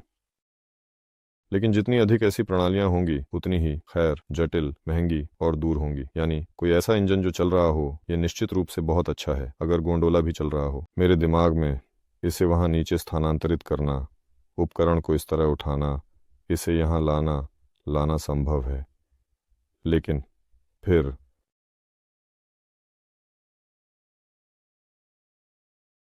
उन्होंने अबैंडन्ड खदानों को एक हेलीपैड के रूप में सोचा जो शंखवाकार रूप में नीचे जाती है। दीवारें पहले से ही खड़ी हैं, अब हमें केवल छत को जोड़ना है। इस पर अभी तक कोई विशेष विचार या योजना नहीं बनाई गई है। छत लगानी है, ये वास्तव में इस तरह उठती है। ये एक दिलचस्प विचार है।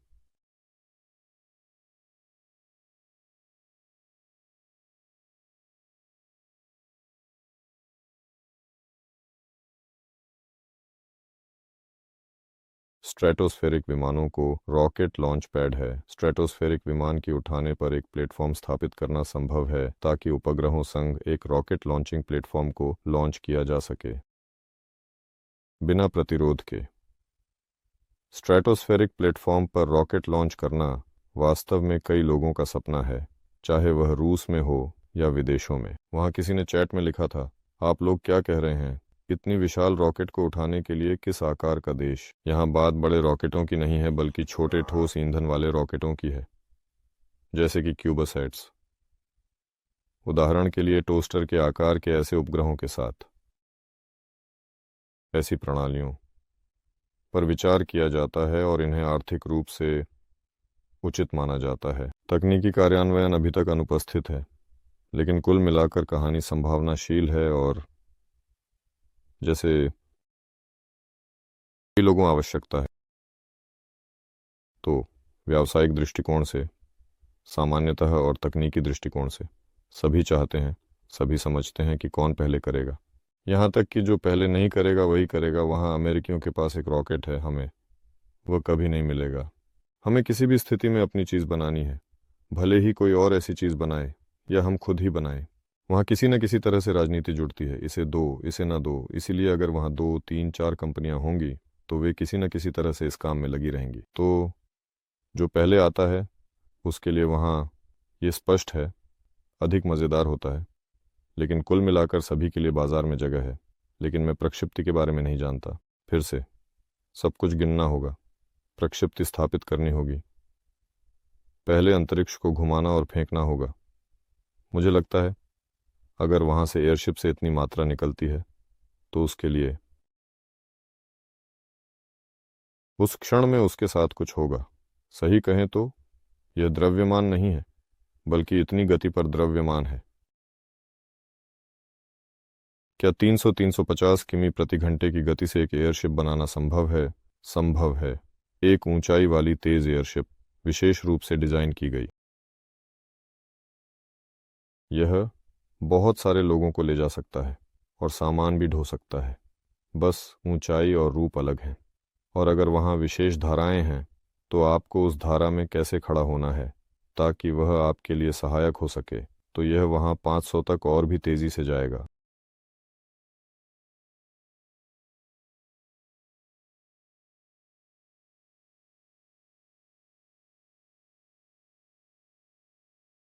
यहाँ 10 टनर की श्रृंखला के बारे में सवाल है। जब तक सब कुछ सही है, साल में कम से कम 12 यूनिट, और फिर देखेंगे।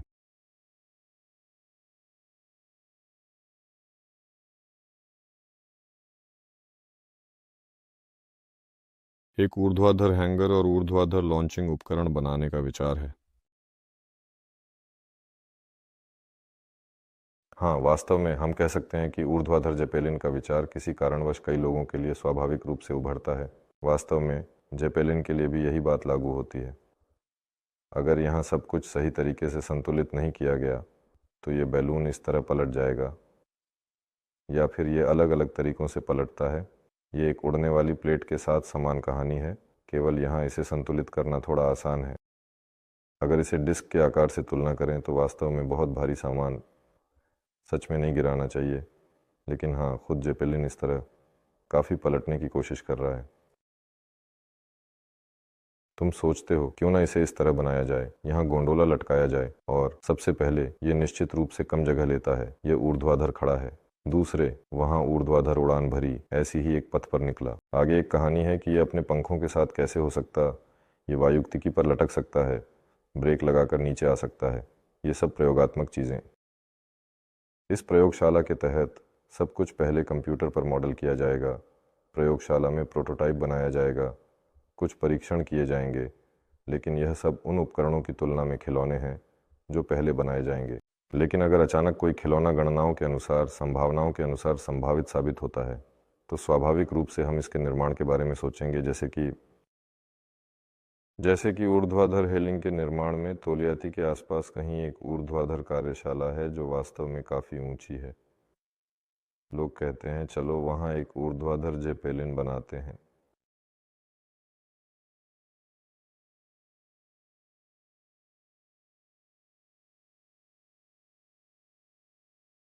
पहले चुंबकीय इंजन और फिर केवल प्लेटें। चुंबकीय इंजन ऐसे होने चाहिए ताकि पूरी तरह से उड़ने वाली प्लेट हो सके। उदाहरण के लिए, क्या आप जानते हैं कि पहले जेपेलिन का निर्माण कहाँ किया जाने की योजना है? मॉस्को। मॉस्को क्षेत्र में ही ये एक महत्वपूर्ण परियोजना है। पहला चरण तब शुरू होगा जब आप $2 मिलियन इकट्ठा कर लेंगे। मंगलवार को मैं पावेल के साथ इस पर चर्चा कर रहा था कि किसी विशेष राशि से जुड़ना बेकार है, शायद $2 मिलियन से कम, या किसी विशेष तारीख से जुड़ना भी। वास्तव में यह तो शून्य चरण है। मैंने मंगलवार को वेबिनार में इसे स्पष्ट किया था, अब इसे दोहराना मुश्किल होगा। शून्य चरण में निश्चित जोखिम है, यहाँ तक कि कंपनी की अनुपस्थिति, लोग व्यवस्थित नहीं हैं, हमारे पास वहाँ कोई प्रस्तुति नहीं है, कुछ भी नहीं, लेकिन प्रस्तुति ठीक है। फिर भी शून्य चरण के पहले कदम है, यहाँ तक कि उस वैज्ञानिक तकनीकी परिषद तक जो सोमवार को होगी, जहाँ हम अंततः उपकरण का पहला रूप मंजूर करेंगे, और वहाँ केवल रूप नहीं होगा बल्कि संयोजन, विशेष रूप से इंजन, बहुत सारी विशिष्टताएं, लगभग सभी। जोखिमों को कम करते हुए हम चरणों के परिवर्तन के करीब पहुंच रहे हैं, क्योंकि हम समझते हैं कि कहाँ, कैसे, किस ताकत से कितने खर्च और कितना समय लगेगा, और अन्य और अन्य। मैं इन जोखिमों को विशेष रूप से जोखिमों के निर्माण में हटा रहा हूँ। हम चरण परिवर्तन के करीब पहुँच रहे हैं, और पैसे के मामले में ये बेहतर होगा कि पावेल फिलिप्पोव से वेबिनार पर मिलें। और एक बार फिर पूछें कि क्या वित्तीय विभाग के पास इस समय तक कितनी वित्तीय राशि इकट्ठा की जाएगी, इसका कोई पूर्वानुमान है। जोखिमों को समाप्त किया जाएगा। खैर, शब्दों में वहाँ दस्तावेज होंगे, कानूनी योजना सही और पूर्ण होगी। वैसे कानूनी योजना के मामले में भी सब कुछ शानदार तरीके से आगे बढ़ रहा है, बस थोड़ा सा बाकी है।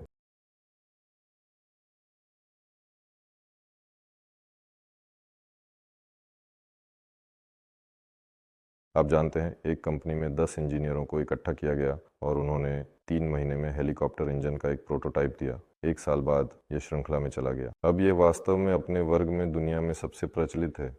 ये अद्भुत है। यहाँ हमारे पास रूसलान है, उत्पादन के लिए जिम्मेदार।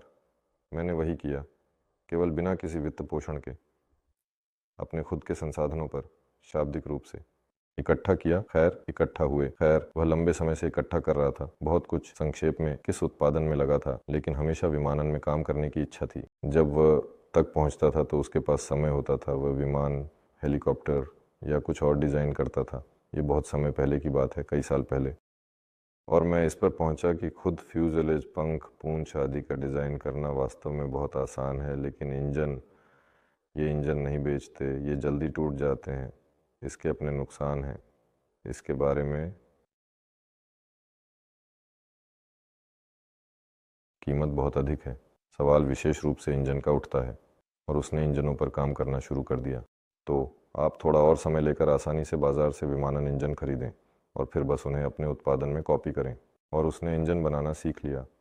और अब इंजन, खैर, वास्तव में, सचमुच, शायद इसका बड़ा हिस्सा वास्तव में, सचमुच, वास्तव में, सचमुच, वास्तव में, सचमुच रूसलान ने बनाया है। ये रोटरी है जो कि CM 92 में स्टैंड पर खड़ा है और ये थोड़ा और धीरे धीरे घूम रहा है।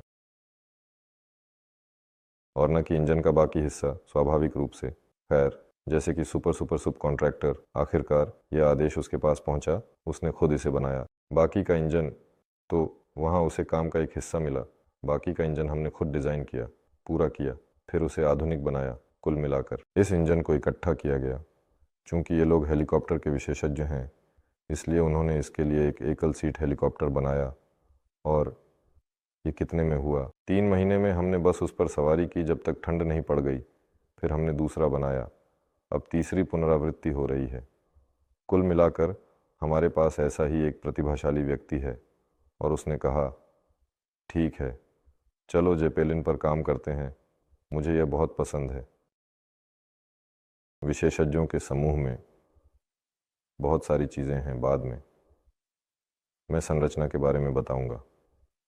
हमारे पास अभी तक एक डिज़ाइन ब्यूरो नहीं है। हम प्रोजेक्ट प्रबंधन का एक प्रकार बना रहे हैं और वहाँ एक दिशा है, और यह दिशा शक्ति संयंत्रों की है जिसे रूसलान संभालता है, यानी वह इसका नेतृत्व करता है। और वहाँ एक और दिशा है जो पृथ्वी के चारों ओर की अवसंरचना से संबंधित है। यह भी उसी से है, इसलिए मैं इसे भेज सकता हूँ। वैसे मैंने पहले ही वादा किया था, अब करना है। रुसलान, अगर तुम वेबिनार देख रहे हो तो चैट में वीडियो भेजो जिसमें तुम्हारे लोग पहले हेलीकॉप्टर पर दूसरे पर उड़ान भरते हुए और अब जो तीसरा बना रहे हैं वो दिखे। और समय सीमा के बारे में थोड़ी और स्पष्टता बताओ। वहाँ भी कुछ 6 महीने का है, और वहाँ 10 नहीं बल्कि 5 हैं।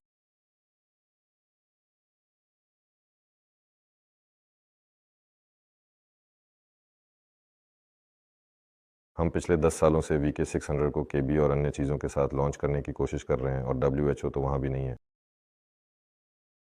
VK 600 शायद कोई इंजन है।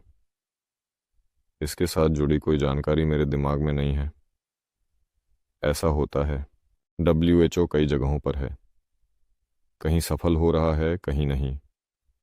कहीं संगठनात्मक खामियां हैं, कहीं प्रशासनिक, कहीं वैज्ञानिक तकनीकी, और कहीं बस मशीन इतनी सुस्त है।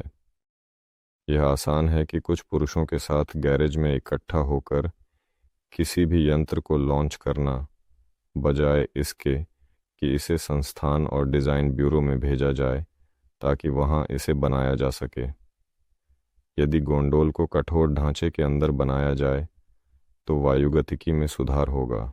बालास्ट इनपुट से यंत्र ऊर्ध्वाधर लॉन्च हो सकता है। गतिशीलता नहीं चाहिए।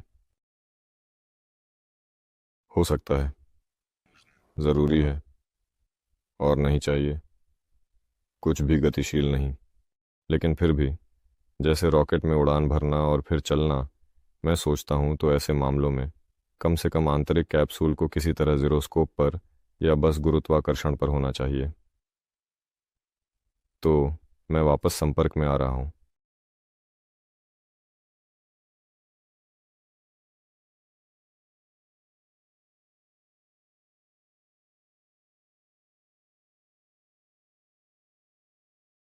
मुझे कोई टिप्पणी नहीं दिखती। कुल मिलाकर कुछ नहीं। सवाल दिलचस्प हैं। आज मज़ेदार बातचीत हुई। मुझे हर मज़ेदार बात के लिए बातें की गईं। फिर वो आते हैं, कहते हैं तुम क्या कर रहे हो, यहाँ तक कि किस लिए। वो आते हैं तो माफ़ करना भाइयों।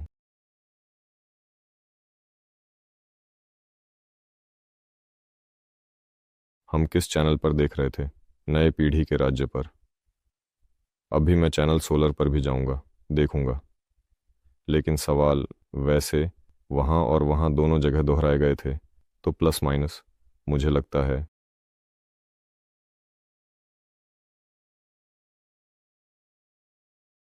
सभी से बातचीत की।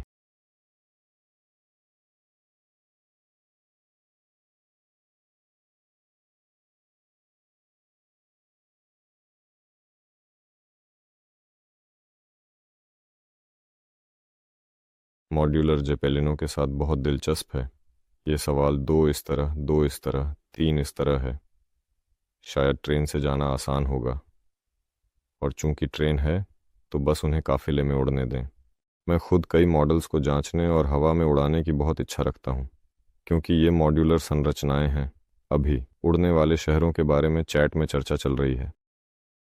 यह भविष्य भले ही निकट न हो, लेकिन फिर भी हमें मॉड्यूलर संरचनाओं की आवश्यकता होगी जो जल्दी से बदली जा सके, ताकि सब कुछ आपस में बदलने योग्य हो। हाँ, हमें आकार का ध्यान रखना होगा, लेकिन निश्चित रूप से उनका भविष्य है। मुझे लगता है कि हम उस सही आकार को खोज लेंगे, या शायद एक परिवर्तनीय आकार का यंत्र बनाएंगे। क्यों नहीं? वैसे हमारे बीच ऐसी चर्चाएं हुई थीं, जैसे 3 साल पहले हम वहाँ एक आविष्कारक से मिले थे। शायद आपने उसका नाम सुना होगा। रयान म्यूलर बहुत सारी दिलचस्प चीज़ें करता है, लेकिन वहाँ सब कुछ इतनी कल्पनाशीलता की सीमा पर है कि यह अत्यधिक जोखिम भरा है। और वह तब ऐसे कंपोजिट सामग्रियां बनाता था जो वहाँ, खैर, समझने की बात है। आप कुछ मोड़ते हैं, ये कस सकता है। आप इसे खोलते हैं, ये ढीला हो सकता है। लेकिन यह उसके पास, कुल मिलाकर वह इसे परख रहा था ताकि इसे कई बार किया जा सके। और इसी तरह वह यह सब अपने व्यक्तिगत जेपेलिन के परिवर्तनीय आकार के लिए कर रहा था। इस व्यक्ति का सपना है कि वह अपना व्यक्तिगत यंत्र बनाए जो गति में संकुचित हो, गोली में बदल जाए, फिर वहीं पर फैल जाए और स्थिर खड़ा हो जाए। विचार शानदार है, लेकिन बहुत जोखिम भरा है। यह सब कभी ना कभी होगा। और देखिए, ऐसी किसी मॉड्यूलर संरचना से अंततः कुछ प्राप्त होगा।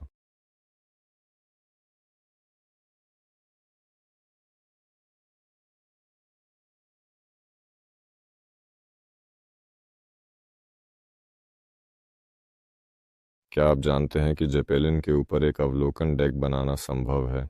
संभव है। और शायद वे वहां होंगे, कठोर जेपेलिन पर निश्चित रूप से, लेकिन किसी आकार के साथ शुरू करते हुए छोटे जेपेलिन पर जिसे हम बनाएंगे बस रस्सी की सीढ़ी से चढ़ा जा सकेगा, जो यहाँ साइड में गोंडोला से होगी। चढ़ना, खड़े रहना, यह सब संभव है।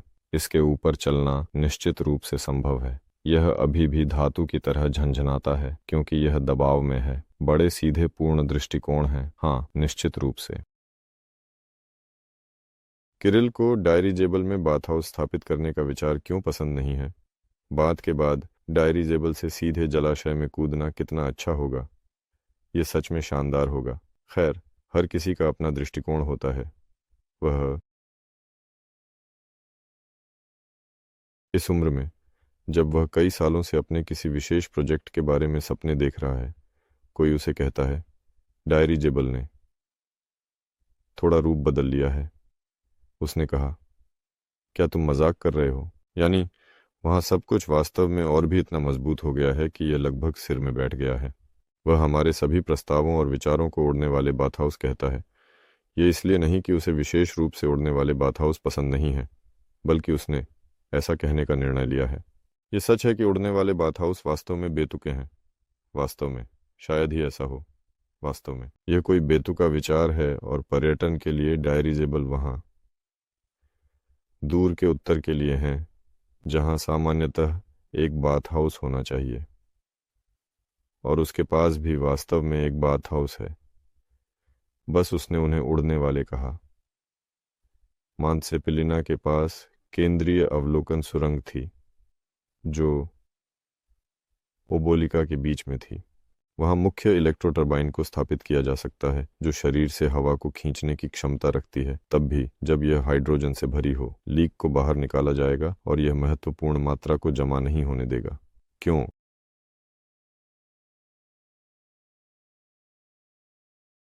क्या नहीं?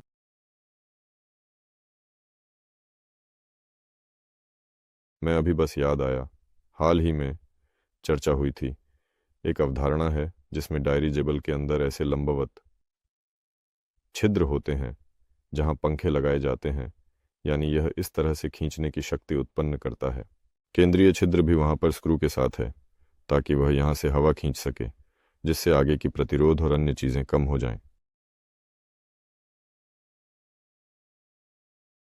ये वास्तव में सुपर क्रांतिकारी समाधान है। ये अगले उपकरण के लिए है। तो मतलब ये नहीं कि सब कुछ एक साथ चरणबद्ध तरीके से। मुझे लगता है कि हमारे पास 200 टन होंगे। ये पहले से ही किसी चमत्कार की तरह होगा। शायद 100 टन भी, हालांकि 40 टन भी हो सकते हैं। कुल मिलाकर देखेंगे। जहां तक बात है कि हीलियम बाहर निकलेगा, क्रिटिकल वॉल्यूम नहीं जमा करना। ओ हाइड्रोजन, शायद क्रिटिकल वॉल्यूम नहीं जमा करना, देखना होगा। लेकिन अभी भी सब कुछ हीलियम पर ही होगा। हाइड्रोजन तक पहुंचना बहुत दूर है, खासकर एक बड़े उपकरण को हाइड्रोजन पर बनाना, यहां तक कि फ्लेगमेटाइज्ड पर, बहुत जोखिम भरा है।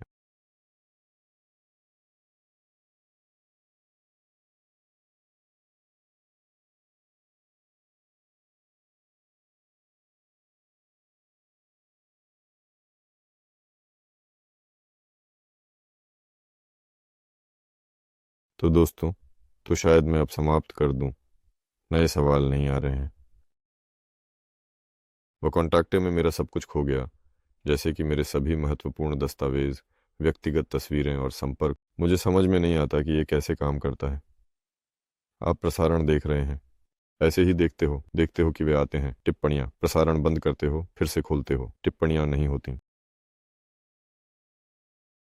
विज्ञापन डायरीजेबल के मामले में, उदाहरण के लिए, किरोव के प्रसिद्ध खेल डायरीजेबल के समान एक निर्माण किया जा सकता है। वास्तव में मैं डायरीजेबल के बाहरी रूपों के साथ अधिकतम गंभीरता से प्रयोग करना चाहूँगा, उन्हें एक समान सफ़ेद ग्रे बनाने में पूरी तरह से स्वतंत्रता से।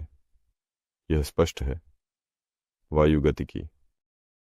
लेकिन कुल मिलाकर विभिन्न डायरीजेबल बनाने के लिए पहले से ही ऐसी कुछ विचार और योजनाएं थीं, जैसे कि उदाहरण के लिए, यदि यह विभिन्न क्षेत्रों के लिए है, तो भारत के लिए एक, रूस के लिए एक, और रूस के भीतर भी यूरोपीय हिस्से के लिए एक, अल्ताई के लिए एक, याकुतिया के लिए तीसरा, और उन्हें इस तरह से बनाना, यानी राष्ट्रीय रूप से, ताकि वे पूरी तरह से अलग हों।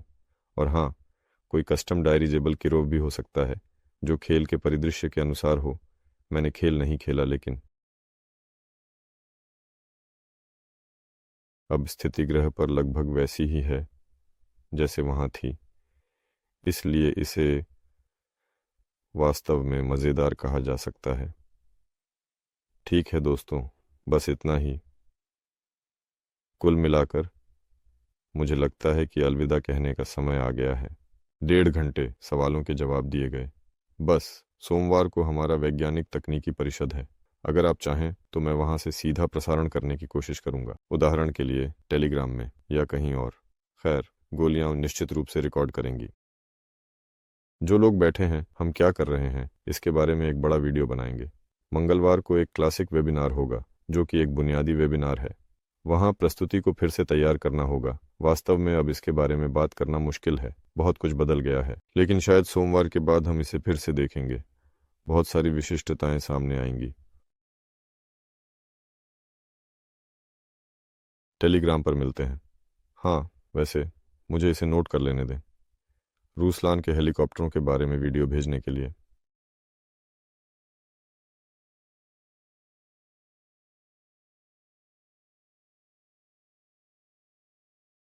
सब लोग, सभी को अलविदा। टेलीग्राम पर मिलते हैं। लिखिए, हम वहाँ बातचीत करेंगे।